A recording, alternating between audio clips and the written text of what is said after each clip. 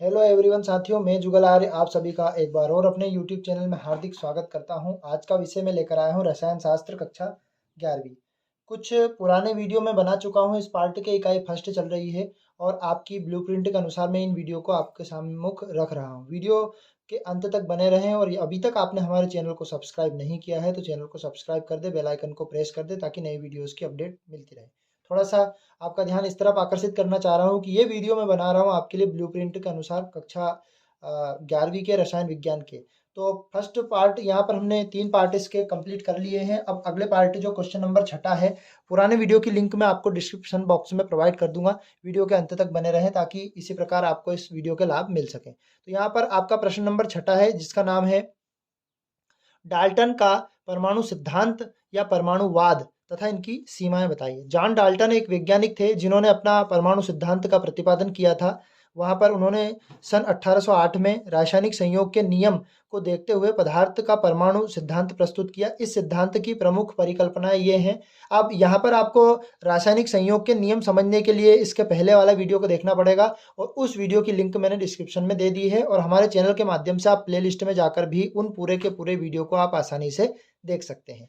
तो इनकी परिकल्पनाएं हैं जो हम आपको ध्यान से समझा रहे हैं, एक्सप्लेन कर रहे हैं। तो पहली इसकी परिकल्पना है, प्रत्येक पदार्थ अत्यंत छोटे छोटे कणों से मिलकर बना होता है जिन्हें परमाणु या एटम कहा जाता है। बहुत छोटे छोटे जो कण होते हैं उनसे मिलकर बना होता है जिसे परमाणु कहा जाता है। दूसरा वाला देखते हैं, परमाणु अविभाज्य है। मतलब कहने का ये, उसको बांटा नहीं जा सकता, विभाजित नहीं किया जा सकता, अर्थात इसे किसी भी रासायनिक विधि द्वारा विभाजित नहीं किया जा सकता। थर्ड वाला देखते हैं इसका, परमाणु को ना तो उत्पन्न किया जा सकता है और ना ही नष्ट किया जा सकता है। मतलब ना इसको बनाया जा सकता है ना ही इसको समाप्त किया जा सकता है। ये परमाणु के बारे में हो गया। अब चौथा वाला देखते हैं इसका, परमाणु में पदार्थ के सभी गुण पाए जाते हैं। जो परमाणु होता है चौथे वाले में, इसमें पदार्थ जितने भी होते हैं, जो भी पदार्थ हमने पढ़े हैं प्रोडिक्टिकल सारणी में, उसमें सारे गुण पाए जाते हैं। अब डाल्टन ने इसकी सीमाएं बताई कि जो इसने परमाणुवाद दिया या परमाणु सिद्धांत दिया उसकी क्या क्या सीमाएं होती हैं। तो वो सीमाएं मैं आपको एक्सप्लेन कर देता हूं, ध्यान से समझे। तो यहाँ पर इसकी फर्स्ट सीमा ये है कि विभिन्न पदार्थ के परमाणु एक दूसरे से भिन्न भिन्न होने की व्याख्या ना कर पाना। यानी कि जितने भी पदार्थ होते हैं उनके परमाणु होते हैं, वहाँ एक दूसरे से जो अलग अलग होते हैं इनको सही तरीके से उन्होंने एक्सप्लेन नहीं कर पाए। तो ये इसकी पहली सीमा हुई। दूसरी वाली सीमा, पदार्थ के परमाणुओं के संयुक्त होकर यौगिक निर्माण के कारणों को स्पष्ट ना कर पाना। जब वो मिले और संयुक्त हुए तो उनके यौगिक जो बने उन पदार्थों से, उनकी भी जो कण हुए उनके उनके कारणों की जो है स्पष्ट रूप से वो व्याख्या नहीं कर पाए थे। तीसरी वाली जो इसकी सीमा होती है डाल्टन के परमाणु सिद्धांत की, वह अणु में परमाणु के माध्यम मध्य बंध की व्याख्या ना कर पाना। जो इनके बीच में जो बॉन्ड बनते थे, अणु और परमाणु के बीच में जो बंध बनते थे, उनकी भी कल्पना सही तरीके से नहीं कर पाए। चौथा वाला, गैल्यूशेक के गैसीय संयोजन के नियम की व्याख्या ना कर पाना। जब गैल्यूशेक का नियम दिया तो गैस का नियम दिया तो उसकी भी व्याख्या नहीं कर पाए। कमी मतलब यदि कोई सा काम करेंगे तो उसमें या तो हमें इसकी सीमाएं भी मिलेगी, तो ये कमियां हैं इसकी। फिर पांचवा, परमाणु तथा अणु के भेद को ना कर पाना। यानी अणु और परमाणु कैसे बनते हैं, क्या होता है, उनका भी भेद नहीं कर पाए थे। तो यहाँ पर जॉन डाल्टन ने जो परमाणुवाद दिया उसकी सीमाएं दी, उनको हमने कंप्लीट किया। अब आगे की तरफ हम इस वीडियो में बढ़ते हैं और ध्यान से उन प्रश्नों को समझते हैं जो कि आपकी परीक्षा के लिए अति महत्वपूर्ण है। तो ज़्यादा से ज़्यादा इस वीडियो को लाइक कीजिए, शेयर कीजिए। चैनल पर नए हैं तो चैनल को सब्सक्राइब करना ना भूलें और इसी प्रकार के पुराने वीडियो में आपको डिस्क्रिप्शन बॉक्स में उनकी लिंक दे दूंगा। अब इसका छठा प्रश्न कवर करने के बाद इसी इकाई का या इसी चैप्टर का मैं आपको सातवां वाला प्रश्न कवर करवा रहा हूं, जो कि आपने बहुत बार पढ़े होंगे और छोटी कक्षाओं में पढ़े कंप्लीट किया होगा, पर मैं यहाँ पर आपको डिटेल इसको पूर्ण रूप से कवर करवाने वाला हूं। तो यहाँ पर हम देखते हैं धातु और अधातु में अंतर।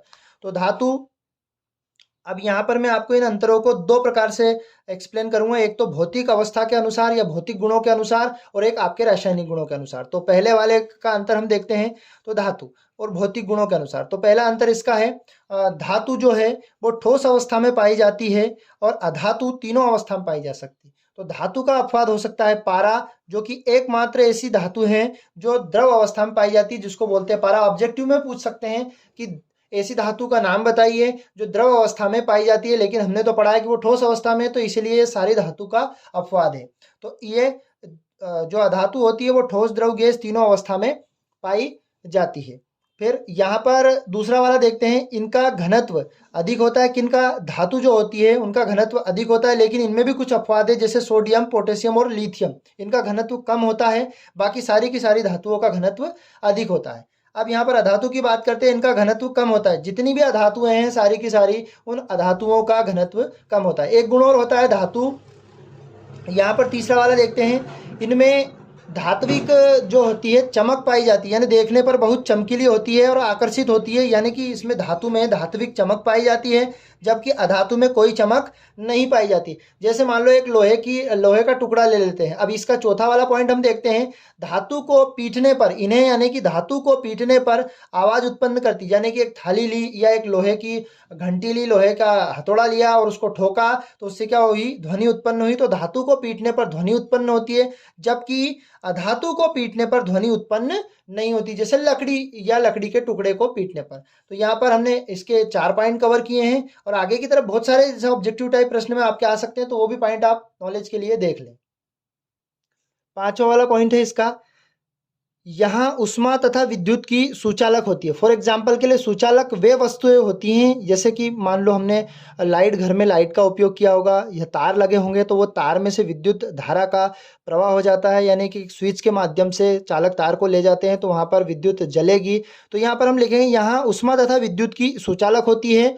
और 5वें में लिखेंगे यहाँ उष्मा तथा विद्युत की कुचालक होती है। जैसे इसका अपवाद है ग्रेफाइट। ग्रेफाइट का एक उदाहरण होता है, जैसे हम पेंसिल चलाते हैं और पेंसिल के अंदर जो काला काला वो पदार्थ होता है, वो ग्रेफाइट का एक उदाहरण होता है। इसमें विद्युत प्रवाह हो सकती है, जबकि ये एक अधातु के अंदर आती है, तो इसका अपवाद बताया गया है। ये भी आपको ध्यान रखना है, ऑब्जेक्टिव में ये महत्वपूर्ण है आपके लिए, इसको टिक कर लें और स्टार लगा लें इस पर। 6वां वाला देखते हैं इसका पॉइंट, इनके गलनांक तथा क्वथनांक उच्च होते। किनके? धातु जो होती है वो अधिक गलनांक देना पड़ता है, क्वथनांक अधिक ताप पर, जैसे लोहा हो गया, तो लोहा को यदि आप 1539 डिग्री सेल्सियस ताप पर यदि ताप देंगे तभी वो पिघलेगा, है ना, तो ये उच्च होते हैं।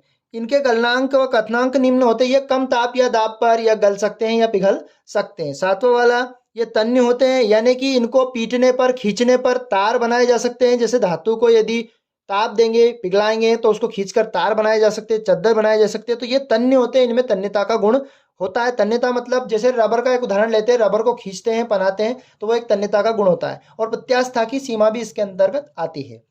7वां देखते हैं, ये तन्य नहीं होते हैं। 8वां, ये धन विद्युती होते हैं, मतलब इनके अंदर धनावेश होता है। और ये ऋण विद्युती होते हैं, जो अधातु होते हैं वो ऋण विद्युती होते हैं, इनमें इनके अंदर ऋणावेश होता है।